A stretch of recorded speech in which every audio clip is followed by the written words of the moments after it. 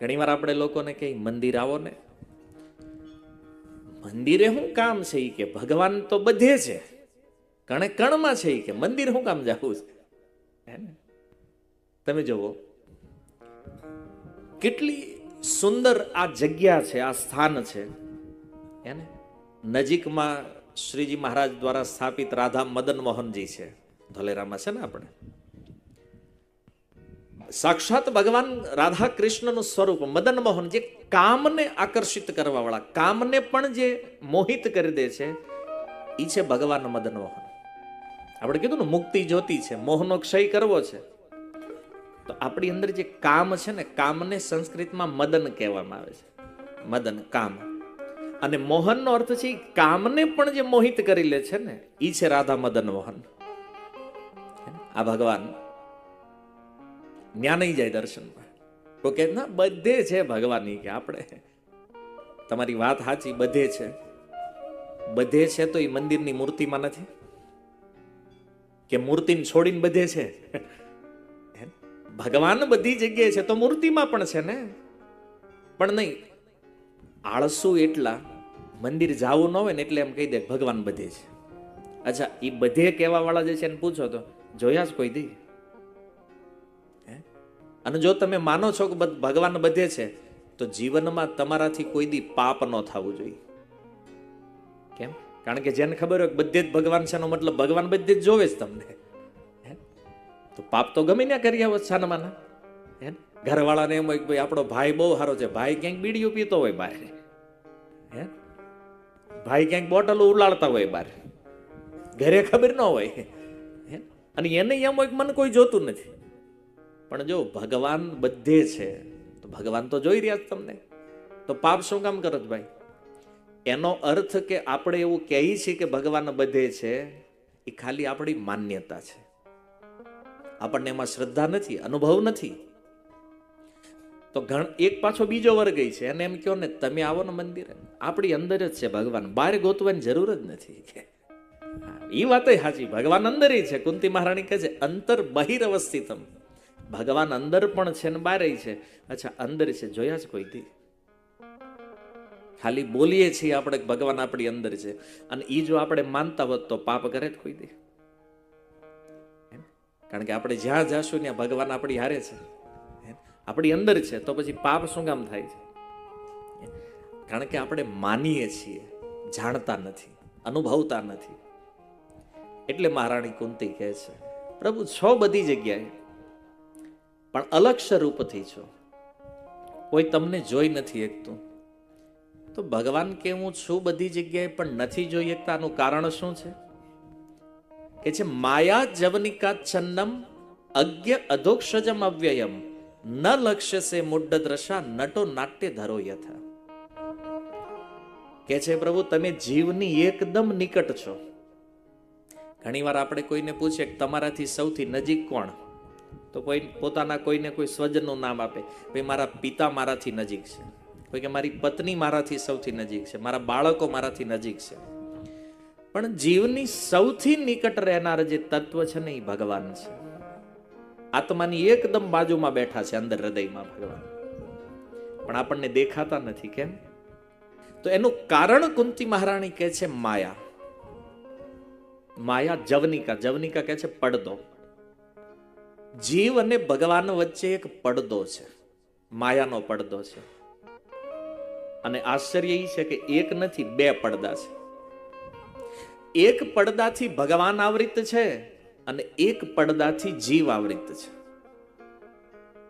ભગવાનની જે શક્તિ મહામાયા જે છે એ જીવને આવૃત કરે છે પડદાથી, અને ભગવાનની જે યોગ માયા છે એ ભગવાનના સ્વરૂપને આવૃત કરે છે જીવાત્માના ઇન્દ્રિયોથી. એટલે ભગવાનને કહે છે અધોક્ષજ. અધોક્ષજનો અર્થ શું છે? અધ ઈક્ષ, જે ભૌતિક ઇન્દ્રિયો દ્વારા જે ભગવાનનું દર્શન ન થઈ શકે એવા જે ભગવાન છે એને કહેવાય છે અધોક્ષજ. તો કુંતી મહારાણી કહે છે પ્રભુ આ બે પડદા જે છે ને એ જ્યારે હટે ત્યારે તમારું દર્શન થાય. તો આ સંસારમાં કોઈ ભગવાનની ખૂબ ભક્તિ કરે, ખૂબ ભજન કરે તો જે યોગ માયાનો જે પડદો છે એને તો હટાવી ન શકે, પણ મહામાયાનો પડદો હટે. જીવ પોતાના માયાના આવરણને દૂર કરી શકે પોતાની સાધના દ્વારા, ભજન દ્વારા. પણ આ યોગ માયાનો જે પડદો, એ તો કેવલ ભગવાનને પ્રાર્થના કરો, ભગવાનને સ્તુતિ કરો. ભગવાન જ્યારે કૃપા કરે ને અને પોતાનું સ્વરૂપ કોઈની સામે પ્રગટ કરવા ચાહે, એને જ ભગવાન જોઈએ. ઘણીવાર લોકો એવું પણ ચેલેન્જ કરતા હોય કે પહેલા અમને ભગવાન બતાવો તો માનીએ. હા, કોની સામે પ્રગટ થવું, કોની સામે ન થવું, આ ભગવાનનો સ્વતંત્ર અધિકાર છે. કાલ આપણે જોયું ને, આપણે સ્વરાટ, ભગવાનને કોઈ ઓર્ડર ન કરીએ કે તમારે મારી સામે આવવું જ પડશે, તમારે અહીં ઊભા જ રહેવું પડશે. ભગવાન પરમ સ્વતંત્ર છે, એ એની ઈચ્છાના માલિક છે. પણ જ્યારે કોઈ ભક્ત પ્રાર્થના કરે, ઈશોપનિષદ મંત્ર 15 કે જે હિરણ્યમય પાત્રેણ કે છે, પ્રભુ આ તમારા શરીર ઉપર જે તમારું સુંદર જે પ્રકાશ રૂપી જે આવરણ છે, એ પ્રભુ કૃપા કરીને આવરણને હટાવી લ્યો, તો એની પાછળ તમારું જે સુંદર શ્યામ સુંદર સ્વરૂપ છે, આનું હું દર્શન કરી શકું. ઈશોપનિષદનો આ મંત્ર છે. કહેવાનો અર્થ, ભગવાન પોતાના સ્વરૂપને યોગ માયાથી આવૃત્ત કરી રાખે છે અને એની કૃપાથી દેખાય છે. અને એટલે કુંતી મહારાણી કહે છે કે પ્રભુ, જ્યારે જ્યારે તમે મનુષ્ય રૂપ ધારણ કરી અને આ સંસારમાં આવો છો, ત્યારે અમુક જે મૂર્ખાઓ છે ને, તમને ઓળખી નથી એકતા. જે અહીંયા મૂઢ કીધું છે, ન લક્ષ્ય છે મૂઢ દ્રશા, એ તમને ઓળખતા નથી. તમે છો ભગવાન, પણ તમને એક સામાન્ય પુરુષ સમજે છે. કેમ? નટો નાટ્ય ધરો યથા, કે છે જેવી રીતે સ્ટેજ ઉપર કોઈ ડ્રામા હોય અને આપણામાંથી જ કોઈ વ્યક્તિ એમાં કોઈ રોલ કરતો હોય, પણ મેકઅપ લગાડ્યો હોય, વેશ બદલ્યો, તો આપણે એને ઓળખી ન શકીએ.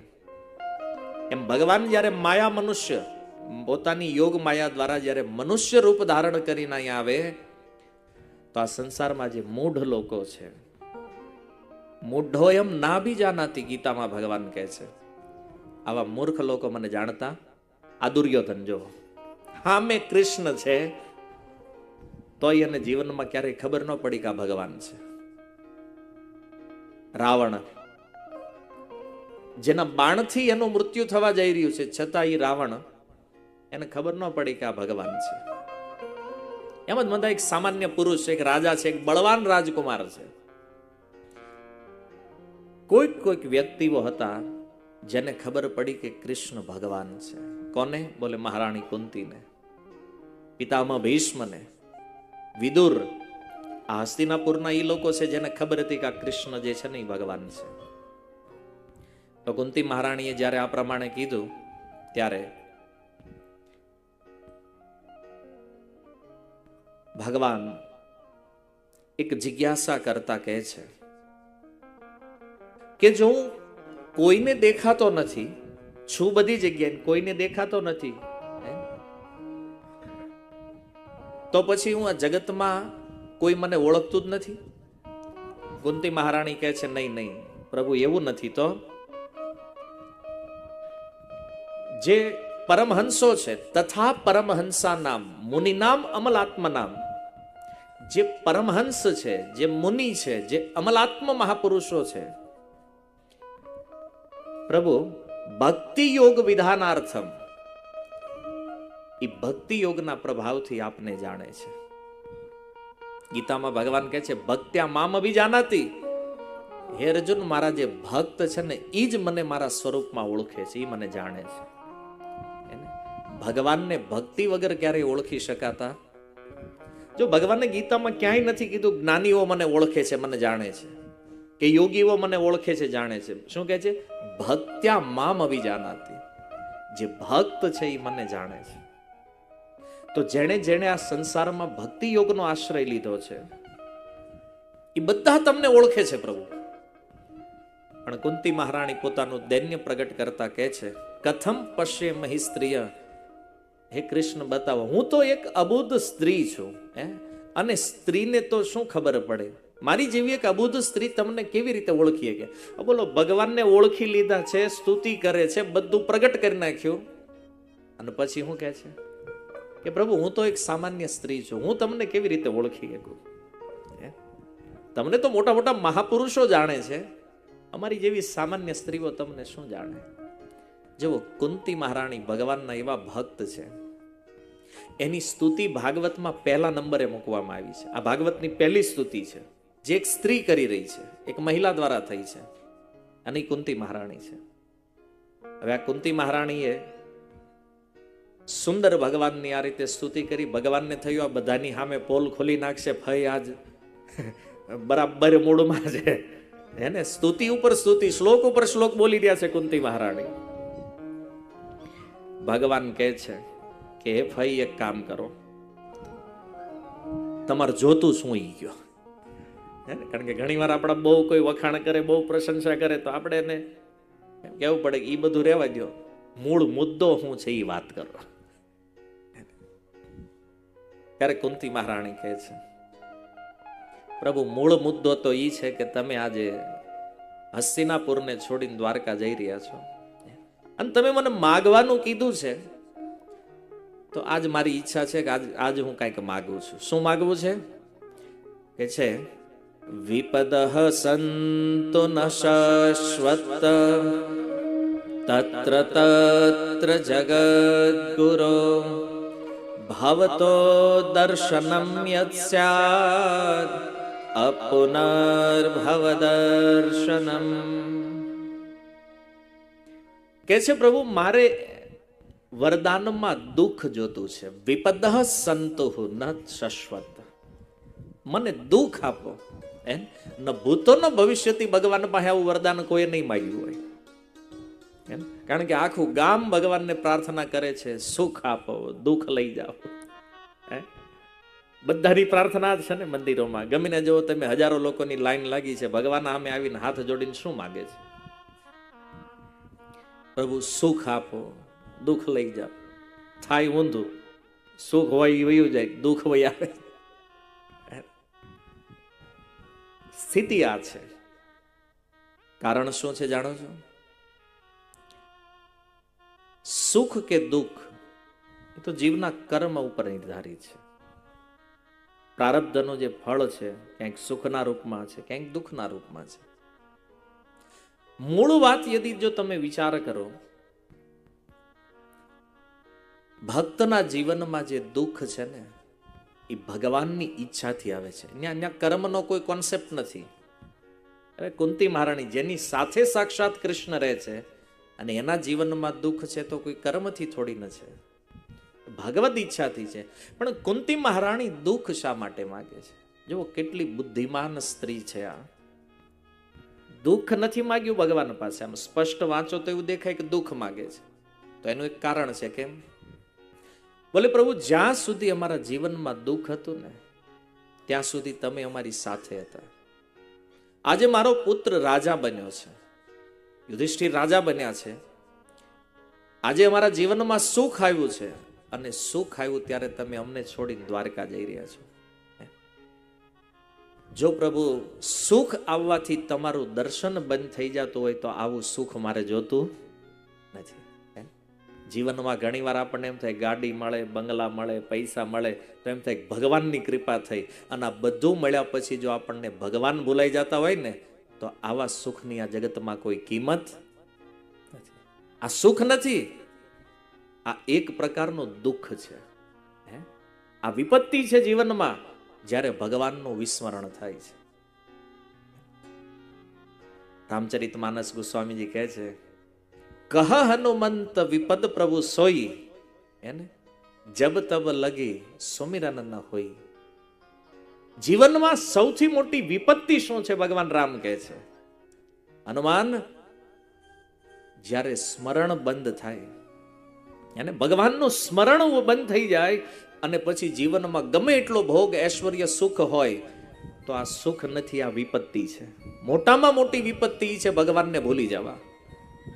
અને સંસારની સારામાં સારી સંપત્તિ છે ભગવાનનું સ્મરણ થવું. શ્રીલ રૂપ ગોસ્વામી ભક્તિ રસામૃત સિંધુમાં કહે છે, કૃષ્ણ સદૈવ સ્મરણ રહે અને કૃષ્ણ ક્યારેય ભૂલાય નહીં, આ જીવનનો સિદ્ધાંત છે. આ તો મોટી મોટી ગાડીઓ આવીને આમ આવી ગયા એસો આરામમાં, તો એમ થાય કે હાલો હવે મંદિર જવાની જરૂર નથી. કેમ?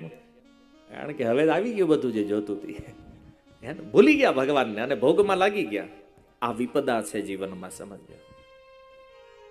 જો કુંતી મહારાણી એટલે કહે છે કે પ્રભુ અમારા જીવનમાં જ્યારે કષ્ટ હતું ને ત્યારે તો તમારા દર્શન રોજ થતા, તમે અમારી સાથે રહેતા, દ્વારકાને છોડીને તમે હસ્તિનાપુરમાં રહ્યા છો, અને આજ અમારા જીવનમાં સુખ આવ્યું અમને છોડીને જાઓ છો, પ્રભુ તમારું દર્શન નહીં થાય. તો જે દર્શનમાં બાધા ઉત્પન્ન કરે આવું કોઈ સુખ મારે જોતું નથી.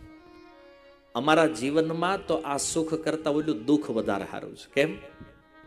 કારણ કે એ દુઃખ હતું ને ત્યારે પ્રભુ રોજ તમારા દર્શન થતા, રોજ તમારું સ્મરણ થતું હતું, અને એટલા માટે મને દુઃખ આપો. પણ ભગવાન કે મારું દર્શન કરીને ફાયદો શું છે?